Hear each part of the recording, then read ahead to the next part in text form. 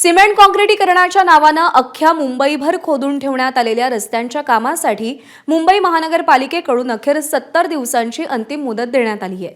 येत्या 70 दिवसात म्हणजेच 31 मे आधी रस्त्यांच्या सिमेंट काँक्रिटीकरणाची कामं पूर्णत्वास गेली पाहिजेत असे आदेश मुंबई महानगरपालिका आयुक्त भूषण गगराणी यांनी दिलेत।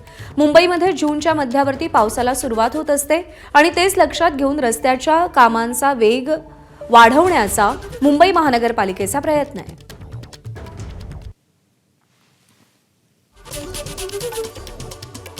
रस्त्याच्या कामांना वेग द्या असे आदेश दिले गेलेत। कोणत्याही परिस्थितीत रस्त्यांची कामं 31 मे पर्यंत पूर्ण करणं अनिवार्य असेल।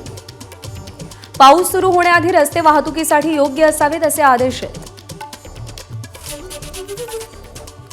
त्यासाठी कामांच्या ठिकाणी अधिकाऱ्यांनी रात्रीच्या वेळीही भेटी द्याव्यात। रस्त्यांच्या कामांच्या ठिकाणी वरिष्ठ अभियंत्यांनी आकस्मिक भेट द्यावी। रस्त्यांची कामं अधिक वेगानं करताना गुणवत्तेवरही भर देणं अनिवार्य आहे। काँक्रिटीकरण झालेल्या रस्त्यांवर खोदकामास पूर्णतः बंदी घालण्यात आली आहे। रेडीमिक्स काँक्रीट प्लांट आणि प्रत्यक्ष कार्यस्थळांना भेटी देऊन निरीक्षणांची नोंद करा अशा सूचना आहेत। रस्त्यांवर खड्डे झाले तर खड्डे भरण्याची जबाबदारी प्रकल्प कंत्राटदाराची असेल।